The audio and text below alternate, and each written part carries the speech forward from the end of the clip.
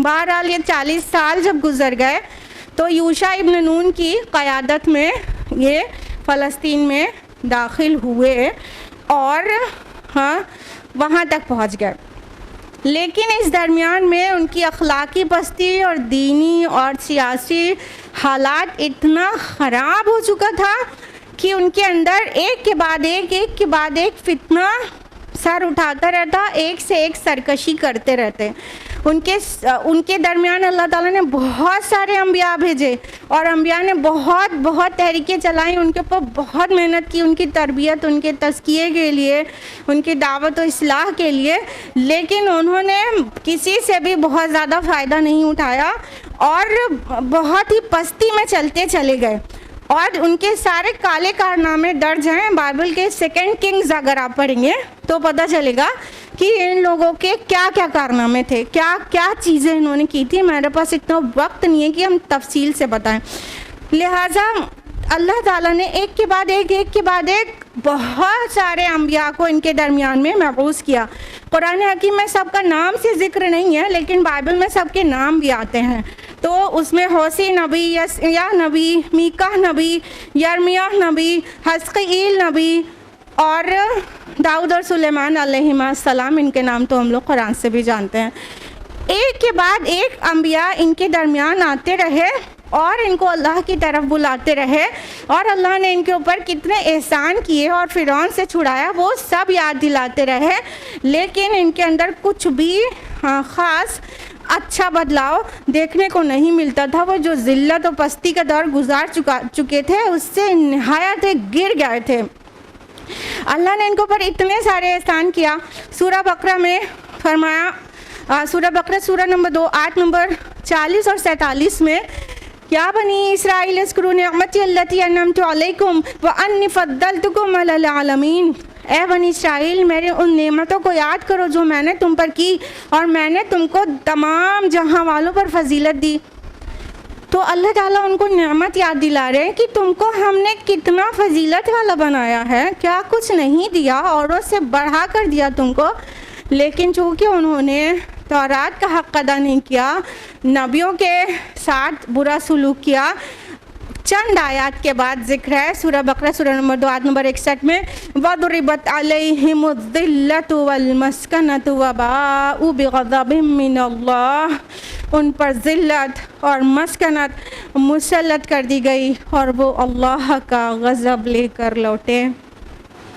लिहाजा अल्लाह उनसे नाराज़ हो गया और उन पर नेमतों की जहाँ बारिश थी, जहाँ वो पहले की उम्मत जो थी वो उम्मत मुस्लिमा थी, वो सारे खिताब फिर बाद में उनसे छीन लिया गया और उन पर ज़िल्लत और मस्कनत मुसल्लत कर दी गई।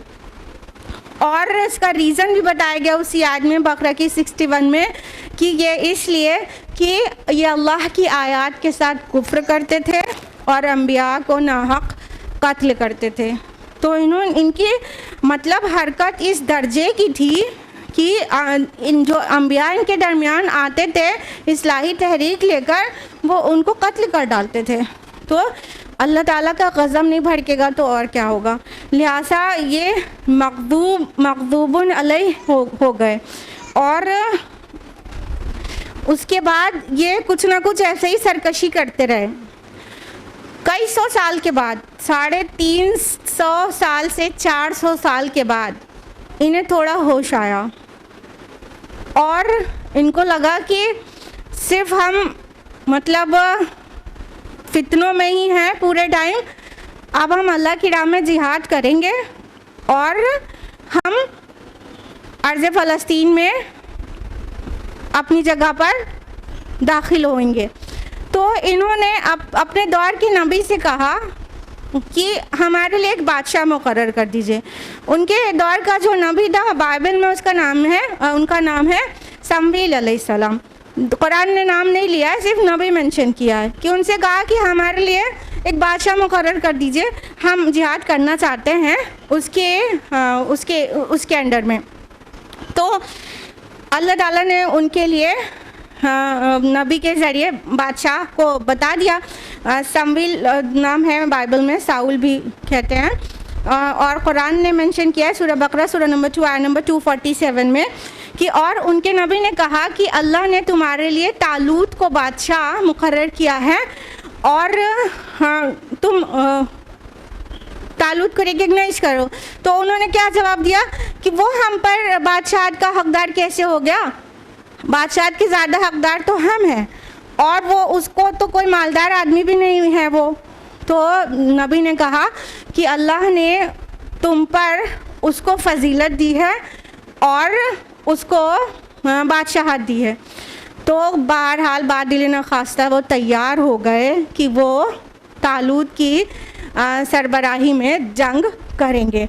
उनको ये भी मेंशन किया गया कि उस बादशाह के दौर में तुम्हें ताबूत सकीना भी मिल जाएगा। बकरा की 248 की रोशनी में ये बात कह रहे हैं।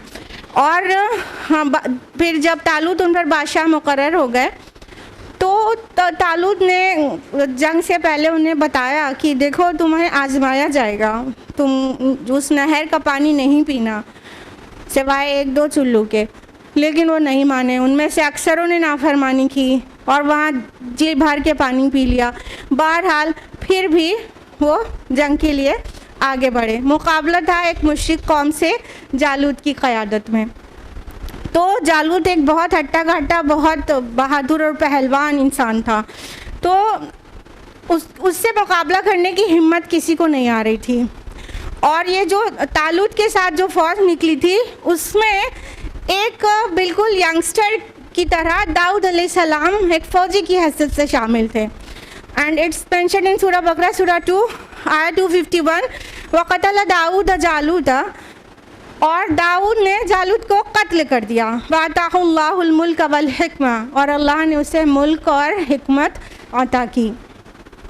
तो चूँकि उस वक्त दाऊद अलैहिस्सलाम बिल्कुल भी नोन फिगर नहीं थे, बिल्कुल अननोन से एक फ़ौजी की हैसियत से एक नौजवान लड़के थे, शामिल थे फ़ौज में, और उन्होंने जालूत को कत्ल कर दिया। जब जालूत को कत्ल कर दिया जाहिर एकदम लाइट में आ जाएंगे, तो सब लोग जानने लगे।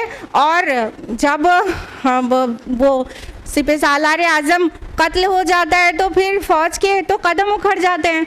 लिहाजा शिकस्त हुई जालूत के लश्कर को और तालूत का लश्कर फतेयाब हुआ, यानी ये बनी इसराइल। और दाऊद अलैहिस्सलाम बिल्कुल रोशनी में आ गए और तालूत ने भी उनको बहुत पसंद किया और उनको अपनी बेटी ब्याह दी। लिहाजा दाऊद अलैहिस्सलाम अब तालूत के दामाद बन गए। तो पहले तालूत बादशाह थे, फिर दाऊद अलैहिस्सलाम ने बादशाह की और फिर उसके बाद सुलेमान अलैहिस्सलाम ने। तो ये है बनी इसराइल का दौरे उरूज इन 3 की बादशाहत में, जो कि हुआ 1020 कब्ल मसीह से 926 कब्ल मसीह। इन तीनों की बादशाहत को जो दौर है, जिसको इनके उरूज और तरक्की और खुशहाली का दौर कहा जाता है, वो ये तकरीबन 100 साल का, 1 सदी के तकरीबन का टाइम है। तो तालूत के बाद दाऊद अलैहिस्सलाम की बादशाहत में भी बड़ी तरक्की हुई। आपको पता है अल्लाह ताला ने आयरन को उनके लिए मोल्ड कर दिया था, लोहे को नरम कर दिया था, और फिर बड़े बड़े जंगी चीज़ें बनने लगीं और बहुत सारे असलहे और वेपन्स का आराम से मतलब बनने लगे और बड़ी तरक्की हुई। तो दाऊद अलैहिस्सलाम के दौर में भी तरक्की का इन्होंने बहुत दिन देखा। फिर जब सुलेमान अलैहिस्सलाम की बादशाहत आई, सूरह नमल और कई जगहों पर आपने कुरान में पढ़ रखा है कि कितनी तरक्की का वो दौर था। उनके लिए अल्लाह ने हवा को मुसख्खर कर दिया था। तो वो बहुत दूर दूर का सफ़र, जो बड़े बड़े जहाज़ उनके जो सामान लेके एक से दूसरी जगह जाते, और बिज़नेस जो है बहुत क्लाइमेक्स पे पहुंचा हुआ था, यानी इंटरनेशनल ट्रेड बहुत बढ़ गया, बहुत तरक्की कर गया सुलेमान अलैहिस्सलाम की सल्तनत में। जब सुलेमान अलैहिस्सलाम की ही बादशाहत थी, उसी वक्त हैकल सुलेमानी या फर्स्ट टेम्पल का कंस्ट्रक्शन किया गया। ये बात भी आपके इल्म में है। लेकिन अभी हमने आपको बताया ना कि मस्जिद अक्सा मस्जिद हराम से 40 साल बाद बनाई जा चुकी थी आदम अलैहिस्सलाम के किसी बेटे के ज़रिए। अब ये फिर से बैतुल मक़दिस में मस्जिद अक्सा की तामीर हो रही है, लेकिन उसको नाम दिया गया है हैकल सुलेमानी। ठीक है, first temple, Solomon's first temple ना, they used to say Solomon's first temple. तो जो सुलेमान अलैहिस्सलाम ने ये बड़ी शानदार मतलब हैकल बनाई और उसमें बड़े बड़े जिन्नों ने काम किया था। ये भी आपको पता होगा कि बहुत बड़े बड़े जिन सुलेमान अलैहिस्सलाम के पूरी तरह से कंट्रोल में थे। तो जिन्नों ने भी बहुत मेहनत करके ये टेम्पल को बनाया और बड़ा मतलब दुनिया पे रोब था। एक बहुत बड़े ख़ित्ते पे सुलेमान अलैहिस्सलाम ने अपनी बादशाहत की है। लोग कहते हैं कि पूरी दुनिया पे ये थोड़ा मुबालगा है, लेकिन हाँ एक बहुत बड़े हिस्से पे ज़रूर किया है। फ़लस्तीन, शर्क़ उर्दून, शाम, ये पूरे इलाके पर उनकी मुमलिकत थी। बहरहाल जब तक सुलेमान अलैहिस्सलाम का दौर था तो ये पूरा जो एक सदी है इनके लिए दौरे अरूज था ना, गोल्डन पीरियड था इनकी हिस्ट्री का। लेकिन सुलेमान अलैहिस्सलाम के फौत होते ही फिर मसाइल शुरू हो गए, फसाद शुरू हो गए और उनकी जो इतनी बड़ी सल्तनत थी वो 2 टुकड़ों में बट गई। उनके 2 बेटों के दरमियान जो आपस में लड़ के और सल्तनत को बांट के अलग अलग हो गए, 2 टुकड़ों में उनकी पूरी सल्तनत बट गई। एक को सल्तनत इसराइली कहा जाता है, जो कि रूल करते थे शमाली फ़लस्तीन पर और शर्क़ उर्दून पर, और यानी ये सल्तनत, और इसका जो कैपिटल था वो सामरिया था। और दूसरी है सल्तनत यहूदिया। सल्तनत यहूदिया का जो हिस्सा था वो जुनूबी फ़लस्तीन और अदूम का हिस्सा था, और इसका जो कैपिटल जो पाए तख्त था वो था यरूशलेम। ध्यान रहे, यरूशलेम बोला जाए या बैतुल मक़दिस बोला जाए या अल-कुद्स बोला जाए या एलिया बोला जाए, ये सब नाम एक ही है, एक ही शहर के चारों नाम हैं। तो अब ये सल्तनत 2 टुकड़ों में बट गई है और इनकी आपस में भी बहुत ज़्यादा कशमकश है। दोनों आपस में लड़ते रहते हैं, दोनों सल्तनतें, दोनों में लड़ाई जंगें होती रहती हैं, दोनों में रकाबत है, दुश्मनी है और बहुत फसाद आते हैं आपस में भी। और साथ में दुनिया की दूसरी अक़वाम भी टाइम टू टाइम इन दोनों पर हमलावर होती रहती, टाइम टू टाइम। यहाँ तक कि आशूरियों ने ऐसा हमला किया कि इस्राएली सल्तनत का पूरा ख़त्म हो गया, इस्राएली सल्तनत को मिटा ही दिया आशूरियों ने। और जो सल्तनत यहूदिया थी उसको मिटा तो नहीं सके, उसका जो नुकसान था वो कंपैरेटिवली कम था और उसकी रेट कंपैरेटिवली स्लोवर थी। नुकसान उनका भी होता जा रहा था, आशूरी उनके ऊपर भी हमला कर रहे थे, दूसरी अक़वाम उनके ऊपर बार बार हमला कर रही थी लेकिन मिटा नहीं सके। तो ये हमने आपको बताया ना, यहूद नाम कहाँ से पड़ा, यहाँ से पड़ा कि ये खाली यहूदिया ही रह गई, तो इनके जो पीपल हैं वो यहूदी कहलाए। तो इस तरह से यहूदिया अभी ज़िंदा थी, अभी भी ज़िंदा है। लेकिन अनफॉर्चुनेटली 587 BC में 587 कब्ल मसीह, जब BC चलेगा तो डेट उल्टी चलेगी, पता है ना, जब आ जाएगा CE तब डेट सीधी चलेगी। तो 587 BC में बाबिल या बेबीलोनिया का रूलर नेबुकदनेस्सर, जिसको बख्त नस्र कहते हैं, नेबुकदनेस्सर ने एक सख्त हमला करके यरूशलेम को बर्बाद कर दिया। पूरे फ़लस्तीन पर हमला किया था उसने और जितने छोटे बड़े शहर थे सब की ईंट से ईंट बजा दी और यरूशलेम को तो ऐसा तबाह किया कि 2 ईंट सलामत नहीं बची। पूरी तरह से शहर नेस्त नाबूद हो गया और न सिर्फ शहर, हैकल सुलेमानी को भी मिसमार कर दिया, पूरी तरह से डिमोलिश हो गई उनकी फर्स्ट टेम्पल। और 6 लाख को कत्ल किया नेबुकदनेस्सर ने, 6 लाख लोगों को जो यहूदी थे उनको कत्ल किया और 6 लाख को हाँक कर अपने साथ बेबीलोनिया ले गया, यानी इराक, बाबिल शहर बंदी बनाकर कैदी बनाकर, असीर बनाकर ले गया अपने साथ। तो ये जो इनके ऊपर इनका जो ये क्रश था, इसको कुरान हकीम ने इनकी पहली सरकूबी कहा है और वो पहले वादे का वक्त कहा है। You must have gone through this आया। सूरा बनी इसराइल सूरा नंबर 17 आया नंबर 5 में अल्लाह ताला ने फरमाया कि आखिरकार जब उनके पहले वादे का वक्त आया तो हमने उन पर ऐसे सख्त जंगजू बंदे अपने मुसल्लत कर दिए जो उनके शहरों में दाखिल हो गए और सबको बर्बाद कर दिया। और ये एक ऐसा वादा था जो होकर ही रहना था। Between the lines take some lessons. जो अल्लाह की बागी कौम होती है ना, अल्लाह ताला उसको अपने दूसरे बंदों से मिटाता है, उन्हें पनिश करता है और वो दूसरों को जो खुद एक्चुअली जालिम हैं उनको अपने बंदे कह रहा है अल्लाह ताला। ये अल्लाह की सुन्नत है। जब एक कौम बहुत सरकशी पे आमादा हो जाती है तो अल्लाह दूसरे सरकश को या दूसरे मोमिन को, इट डिपेंड्स, उनके ऊपर मुसल्लत कर देता है और ये सरकशी करने वालों को पेरिश कर देता है ताकि ज़मीन पर फसाद हद से ज़्यादा ना बढ़ जाए। तो ये जो पूरी सल्तनतें यहूदिया थी ना, उनको इस तरह बर्बाद किया कि अल्लाह ताला ने कहा कि हमने अपने बंदे भेजे जो जंगजू बंदे थे और फैल गए इनके शहरों में और इनको नेस्त नाबूद कर दिया। बहरहाल इनकी 6 लाख तो आबादी ख़त्म हो चुकी थी, 6 लाख असीर बनकर इराक़ पहुंच चुके थे। इसी दरमियान में इलियास अलैहिस्सलाम अपनी दावती तहरीक लेकर उठे। इनके यहाँ शिर्क तक आ जाता था, बाल की इबादत करने लगे थे। बाल नाम का एक बुत है, कुरान में भी जिक्र भी है। इलियास अलैहिस्सलाम ने उससे रोका इनको कि अल्लाह की इबादत करो, बाल की इबादत नहीं करो।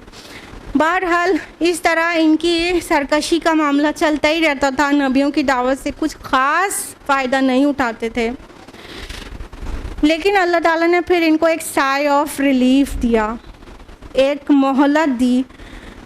बाबिल से, असीरी से रिहाई मिली इनको। कैसे हुआ ये? 539 BC में ईरान के रूलर साइरस ने बाबिल पर हमला कर दिया। बेबीलोनिया, जहाँ ये सब असीर थे, बेबीलोनिया पे हमला कर दिया। तो उसको वहाँ उसको फतह कर लिया बेबीलोनिया को। तो बेबीलोनिया, साइरस एक शरीफुन नफ्स बादशाह था। तो चूँकि उसने बेबीलोनिया को फतह कर लिया तो अब वहाँ पर जितने यहूदी असीर थे, कैप्टिव्स थे, उनको कैप्टिविटी से रिहाई मिल गई और साइरस ने उनको अलाउ कर दिया कि वो अपने वतन वापस जा सकते हैं। लिहाजा उनको एक सुकून की सांस लेने को मिला, उस असीरी से राहत मिली जिसको कुरान हकीम ने मेंशन किया है कि हमने तुमको मतलब फिर एक मौका दिया तुमको फिर से, और तुमको औलाद में और बढ़ा दिया, तुम्हारे तादाद बढ़ा दी। और 6 लाख तो मर चुके थे ना, तो फिर अल्लाह ताला ने इनको मल्टीप्लाई कर दिया। सूरह बनी इसराइल में मेंशन है।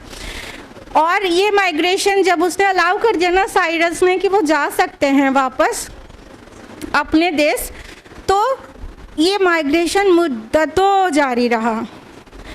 इसी के दरमियान की बात है, तो 558 BC में उज़ैर अलैहिस्सलाम को अल्लाह ताला ने मबूस किया। अब जब उनका गुज़र यरूशलेम से हुआ था, जिस वक्त बख्त नस्र उसको तबाह किया हुआ था और सब अपनी छतरियों पर गिरा हुआ खंडहर बना हुआ था, तो उज़ैर अलैहिस्सलाम ने उस करिया को देखकर कहा कि अल्लाह ताला इस बस्ती को कैसे दोबारा ज़िंदा करेगा। ये पढ़ा है आपने? तो अल्लाह ताला ने क्या किया बताइए? बिल्कुल सही, माशाअल्लाह, बारकल्लाह। अल्लाह ताला आप लोग के इल्म में इजाफ़ा करे। अल्लाह ताला ने उज़ैर अलैहिस्सलाम को 100 साल के लिए सुला दिया। 100 साल की नींद के बाद जब उज़ैर अलैहिस्सलाम उठे हैं, तब तक ये यरूशलेम पूरा बस चुका था, क्योंकि अभी हमने बताया ना कि इनको अलाउ कर दिया साइरस ने कि वो जा सकते हैं वापस यरूशलेम।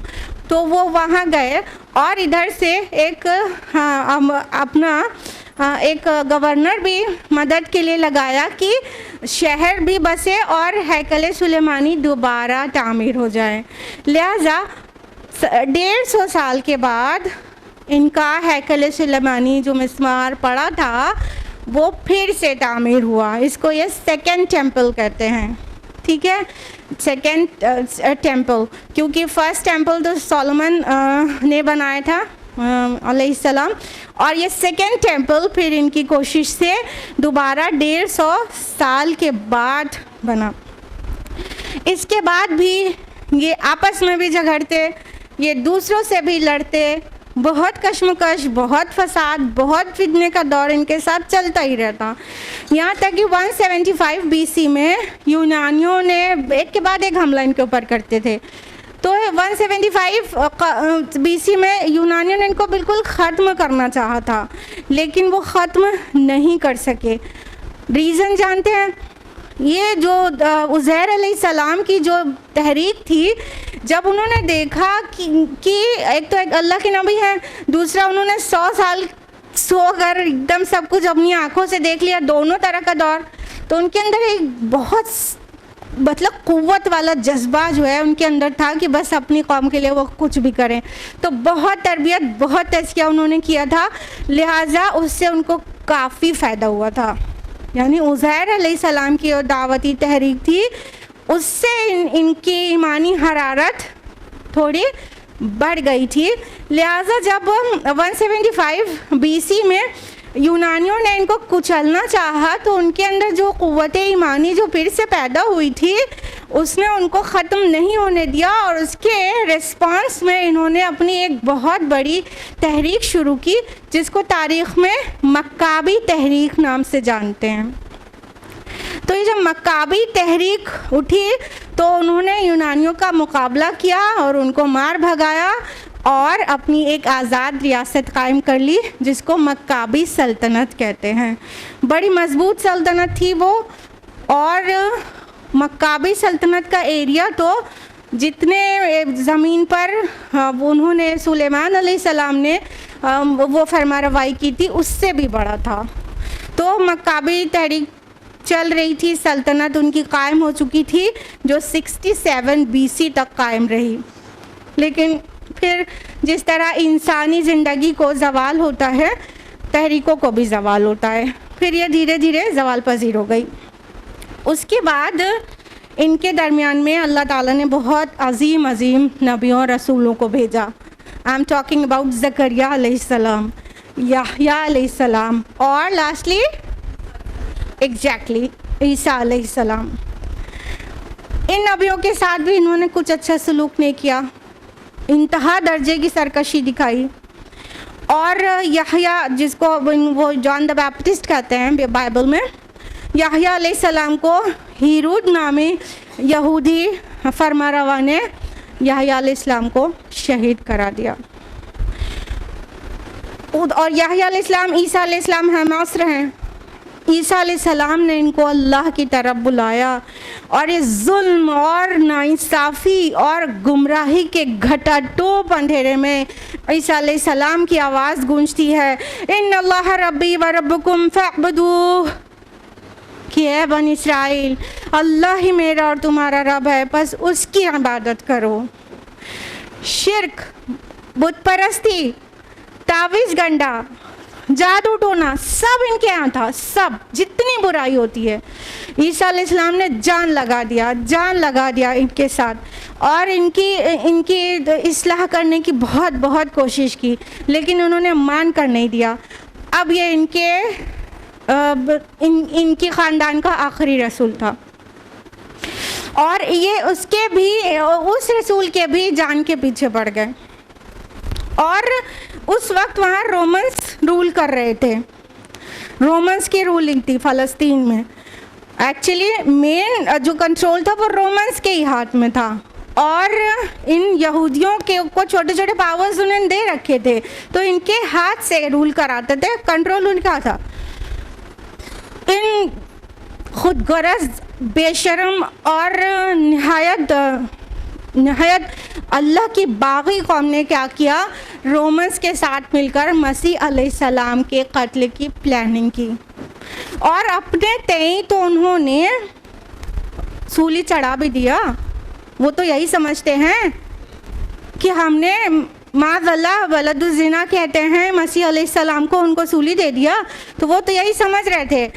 ये कुरान हकीम का एहसान अज़ीम है हम पर कि हम कुरान की वजह से जानते हैं कि रियलिटी ये नहीं है। उन्होंने कोशिश की थी, लेकिन अल्लाह रब्बुल आलमीन ने ईसा अलैहिस्सलाम को 33 ईस्वी में अपने पास बुला लिया ज़िंदा। उनका रफ़ाए समावी हो गया और इन्हें छोड़ के ईसा अलैहिस्सलाम चले गए। वमा क़तलूहु वमा सलबूहु वलकिन शुब्बिह लहुम। ना उन्होंने उनको कत्ल किया ना सूली दिया, बल्कि वही तशबीह बन गई, वही सूरत बन गई उनके सामने। तो जिसने गद्दारी की थी ना, उसी डिसाइपल का चेहरा बन गया मसीह अलैहिस्सलाम का, और ये समझते रहे कि उन्होंने मसीह को सूली दे दी। इतने टाइम से मतलब इंतज़ार कर रहे थे मसाया आएगा, मसाया आएगा, आज तक इंतज़ार कर रहे हैं बेशरम, मसाया आएगा। और जब मसाया आया था मसीह उनके दरमियान, तो क्या किया उन्होंने, तो 33 ईस्वी में ईसा अलैहिस्सलाम का रफ़ाए समावी हो गया। ईसा मसीह अलैहिस्सलाम के रफ़ाए समावी के 37 साल के बाद 70 ईस्वी में 70 CE में अल्लाह ताला ने इनके ऊपर अपने अज़ाब का दूसरा कोड़ा बरसाया। उन्होंने अल्लाह के कितने नबियों को कत्ल किया और मसीह अलैहिस्सलाम के को ख़त्म करने की प्लानिंग की, लेकिन चूँकि ईसा अलैहिस्सलाम अल्लाह ताला के रसूल हैं, नबियों को तो कत्ल किया जा सका लेकिन रसूलों को नहीं। तो रसूल थे, अल्लाह ताला ने उन्हें उठा लिया, लेकिन अल्लाह के अज़ाब का कोड़ा बरसा इनके ऊपर। 70 ईस्वी में एक रोमी जनरल टाइटस ने सख्त फ़ौजी कार्रवाई के ज़रिए यरूशलेम पर हमला कर दिया और इनके पूरे शहर को बर्बाद कर दिया और हैकल सुलेमानी को फिर से मिस्मार कर दिया। 70 ईस्वी की तारीख़ और आज तक इनका जो सेकंड टेम्पल है वो मिस्मार पड़ा है और आज तक दोबारा तामीर नहीं हो सका, सिवाय एक वेलिंग वॉल के, वेस्टर्न वॉल जिसको दीवारें गिरिया कहते हैं, बस उसके अलावा कुछ भी नहीं बचा है। और अभी हम आपको बाद में बताएंगे कि ये दीवारें गिरिया को जानना भी ये एक मुसलमान की उनके ऊपर रहमत है जो ये जानते हैं। बहरहाल इस वक्त जब टाइटस ने हमला किया तो एक दिन में 1,33,000 यहूदियों को मारा और 67,000 को बंदी बनाकर ले गया। रोमन्स साथ में ही रूल कर रहे थे, लेकिन क्या था कि उनके साथ भी कुछ ना कुछ टसल रहती थी, तो मना करते थे, रोमन्स मानते नहीं थे ये। तो अब उनको यही चाहिए था गोया कि अब इनको क्रश कर दिया जाए। तो फिर टाइटस ने हमला किया था और जब ये चीज़ पेश आई कि जब टाइटस ने हमला किया तो ये पूरी दुनिया में बिखर गए, यानी वहाँ से तो निकाल दिया ना उनको 1,33,000 कत्ल का, 67,000 को बंदी बना लिया, बाकी पूरी दुनिया में स्प्रेड हो गए। इसीलिए इसको इस टाइम को 70 ईस्वी से लेके 1917 तक को कहते हैं डायस्पोरा। अपना जो वो टाइम है दौरे इंतशार, पूरी दुनिया में बिखर गए। अब उनको कोई पुरस्ताने हाल नहीं था गोया, यानी वो कुछ यूरोपियन कंट्रीज़ में जाके बस गए, कुछ अफ्रीकन कंट्रीज़ में, कुछ ईरान में, कुछ अरब में, कुछ टर्की में और कुछ एशियन कंट्रीज़ में, पूरी दुनिया में फैल गए। शुरू हो गया इनका डायस्पोरा। तो ये जो दूसरी मार थी अल्लाह ताला की तरफ से, इसको कुरान में अल्लाह ताला ने यूँ मेंशन किया है सूरह बनी इसराइल सूरह नंबर 17 आयत नंबर 7 में कि जब हमारे दूसरे वादे का वक्त आया तो हमने ऐसे बंदे भेजे जो तुम्हारे चेहरे बिगाड़ दें और मस्जिद में जहाँ पाएँ दाखिल हो जाएं और तुमको नेस्त नाबूद कर दें, जिस चीज़ पर उनका ज़ोर चले उसको बर्बाद कर दें। ये अल्लाह ताला अपनी तरफ मंसूब कर रहे हैं। उनके ऊपर अज़ाब आया था बंदों की तरफ से, लेकिन अल्लाह ताला इसको अपनी तरफ मंसूब कर रहे हैं कि जब कोई कौम सरकशी करती है तो उसका ये अंजाम होता है। तो ये था उनका जो दूसरा क्रश था सबसे बड़ा, वो ये था टाइटस के हाथों। फिर ये शहर यरूशलेम फिर से बर्बाद हो चुका था, तो इसको बाद में बसाया है एक कैसर हिड्रियान नाम के बादशाह ने, कैसर ने, रोमन एम्परर ने। लेकिन अब इसका नाम यरूशलेम नहीं रह गया, अब इसका नाम एलिया रख दिया हिड्रियान ने। तो अब वो एलिया नाम से जाने लगा। नबी सल्लल्लाहु अलैहि वसल्लम जब मबऊस हुए हैं तो इस शहर का नाम एलिया ही था। फिर उनके ऊपर एक और मुसीबत आ गई 313 ईस्वी में। क्या हो गया कि अभी तो रोमन एम्पायर पूरा मुशरिक था, लेकिन उसका एक बादशाह कॉन्स्टेंटाइन, उस्तुनतीन आज़म कहते हैं, वो उसने ईसाईयत कबूल कर ली। तो आपको पता है पहले जो बादशाह का दिन होता था वही रियाया का भी होता था, तो पूरा रोमन एम्पायर ईसाई हो गया। अब ईसाई हो गया तो अब ये यहूदियों की ओर शामत आ गई ना, क्योंकि ईसाई जिसको खुदा का बेटा कहते हैं, मादल्ला खुदा बनाए बैठे हैं, उसको कहते हैं वलदुज़्ज़िना है, तो मार पिटाई नहीं होगी, और मार पिटाई हुई। फिर इस कौम को और क्रश किया गया, किसके ज़रिए? ईसाइयों के ज़रिए। तो अब फिर से ये कुचले जाने लगे रोमन्स के हाथों भी। फिर टाइटस के हमले के ठीक 500 साल के बाद 571 ईस्वी में रसूलुल्लाह सल्लल्लाहु अलैहि वसल्लम की विलादत बासआदत होती है और 610 ईस्वी में आप पर वही का आगाज़ हो जाता है। और आप सल्लल्लाहु अलैहि वसल्लम अभी मक्का में ही थे, मदीना तशरीफ़ नहीं भी ले गए थे। उससे पहले से जो यहूदी मदीना में आबाद थे, अभी बताना डायस्पोरा के बाद पूरी दुनिया में बिखर गए थे, अरब में भी आके थे मदीना शहर के अराउंड। तो अतराफ़ मदीना में 3 बड़े ख़ास कबीले थे ना यहूद के। ये जो मदीना के यहूदी थे, इन्होंने रेशा दवानियाँ शुरू कर दी थी। अभी नबी सल्लल्लाहु अलैहि वसल्लम मक्का से मदीना माइग्रेट करके गए भी नहीं थे। मक्का के मुश्रिकों को प्रोवोक करते थे, बहुत सारे सवाल भेजते थे, ये पूछो नबी है तो ये बताए, बहुत सारे सवाल पूछवाते थे, फिर ख़ुद पूछते थे, और एक ना एक इनकी मतलब तासुब से रेशा दवानियाँ चल रही थी। जबकि इतने महरूम लोग हैं, अल्लाह की कसम, इतने महरूम लोग हैं कि जिस नबी का ये इंतज़ार कर रहे थे वो आ गया तो उन्होंने ये हरकत किया। ये मदीना में क्यों आबाद थे आपको एज अ मुस्लिमा पता होना बहुत ज़रूरी है। ये मदीना में आके इसलिए आबाद हुए थे क्योंकि इनको अपनी किताबों के हवाले से पता था कि एक नबी आखिरुज़्ज़मा आने वाला है, उसका ज़माना बिल्कुल नज़दीक है, वो खजूर की सरज़मीन में आएगा।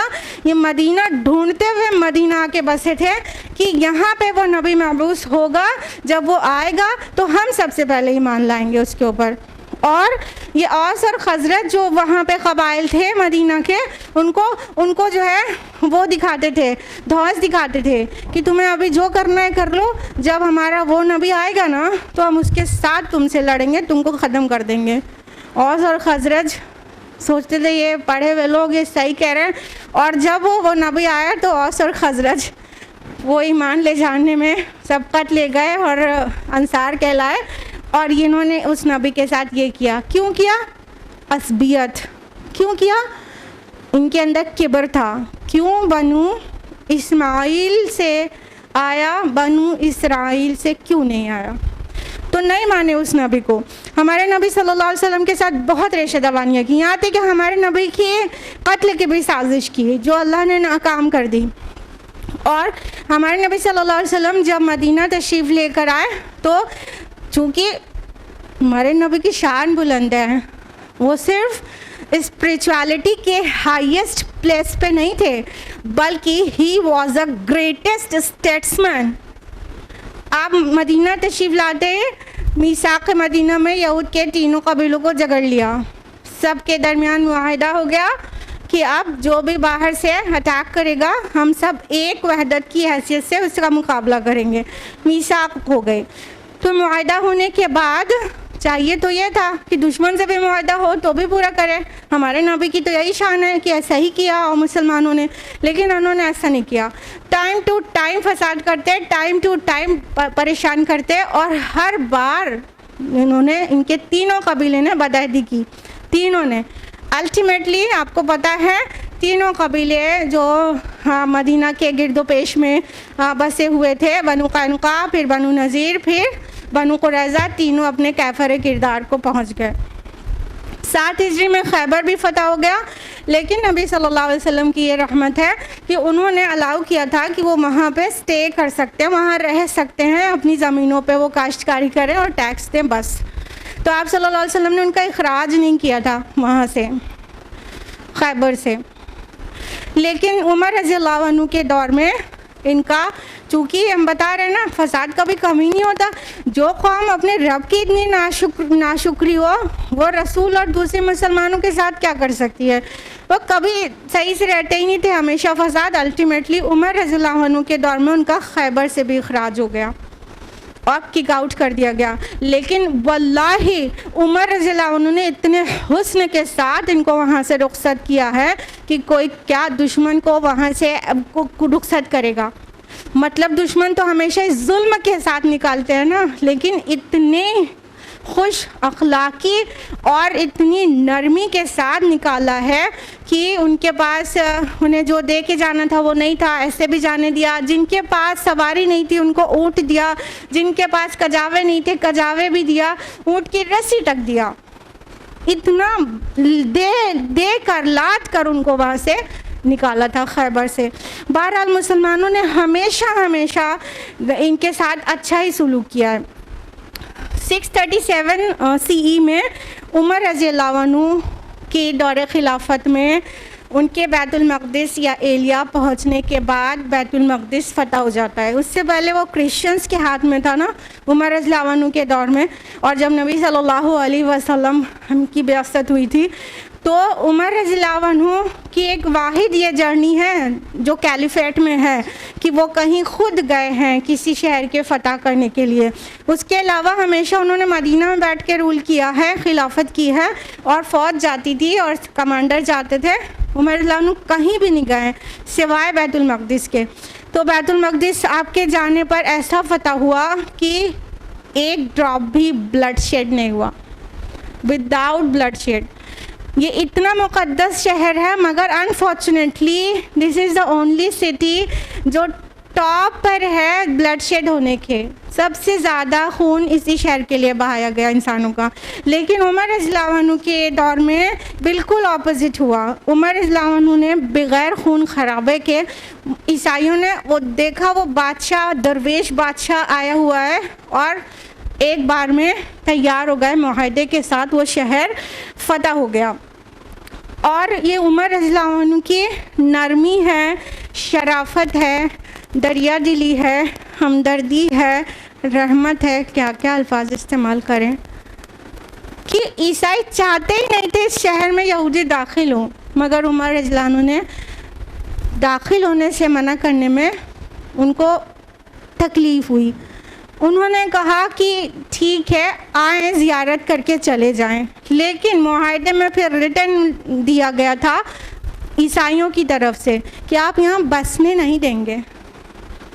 तो खैर बसने नहीं देने का तो मुआहदा था, लेकिन उमर रज़ियल्लाहु अन्हु ने उनकी एंट्री को बैन नहीं किया हुआ था, ईसाइयों की तरह अलाउ कर दिया कि ओपन सिटी है, ये आएँ ज़ियारत करें अपने मुक़द्दस मकामात की और चले जाएं। उसका उन्होंने इस एहसान का क्या बदला दिया है आज हम देख ही रहे हैं, किस तरह से हमारे भाई बहनों के बच्चों को ये मार और काट रहे हैं। हाँ, देख रहे हैं, ये एहसान का बदला है जुल्म के साथ, ये एहसान का बदला है। हाँ, ये हमारे खलीफा का एहसान था उनके ऊपर कि वो एहसान का बदला एहसान से देते। तो अगर वो एहसान नहीं करते तो आज उनको वहाँ कहीं दाखिला भी नहीं मिला होता आज तक भी। लेकिन उनकी नरमी का ये सिला दिया उन्होंने। उस्मान रज़ियल्लाहु अन्हु की दौरे खिलाफत में इन्होंने अब्दुल्ला बिन सबा नाम का यहूदी था, आपको पता ही है कि बनु उमैया और बनु हाशिम उसको आपस में टकरा दिया और ऐसे ऐसा ज़ख्म लगाया जिससे आज तक खून रिस रहा है। उम्मत 2 टुकड़ों में बट गई, शिया और सुन्नी के। ये इनका लगाया हुआ ज़ख्म है। और फॉर योर काइंड इंफॉर्मेशन, ईसाइयत में कैथलिक्स और प्रोटेस्टेंट्स का भी इंजेक्शन इन्होंने ही दिया था। ये किसी कौम के नहीं है जिसके अपने हों। तो और मुसलमानों ने तो हमेशा इनके साथ अच्छा सलूक किया है, इनको अच्छा ही करना चाहिए था। ये इनके इसराइल का फर्स्ट पीएम जो डेविड बेन गोरियन है, इसने एकदम खुले दिल से इस बात को अपने अल्फाज में तस्लीम किया है कि हमारा गोल्डन एरा वो था जब हम मुस्लिम स्पेन में मुसलमानों की रियाया थे। सुभान अल्लाह। इनको सारी दुनिया ने दुत्कारा है, फुटबॉल की तरह किक मारा है सबने। जहाँ कहीं रहे हैं वहाँ इन्होंने फितना अंगेज़ी किया है और वहाँ के लोगों ने इन्होंने भगाया है, बहुत बहुत बेदर्दी से मार मार के भगाया। तो हर कौम ने इनके ऊपर जुल्म किया और वाहिद कौम जो है जिसने इनके साथ उसने सलूक किया है वो मुसलमान है। और ये साफ मानते हैं, 800 साल तक मुसलमानों ने हुकूमत किया ना स्पेन में।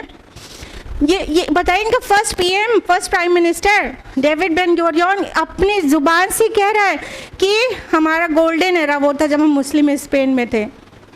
यानी वो वहाँ पर हुकूमत मुसलमानों की और इनको इतनी इज्जत और इंसाफ के साथ रखा गया था कि अपना गोल्डन एरा कहते हैं उसको। उसके बावजूद आज उसी मिल्लत के साथ ये क्या कर रहे हैं,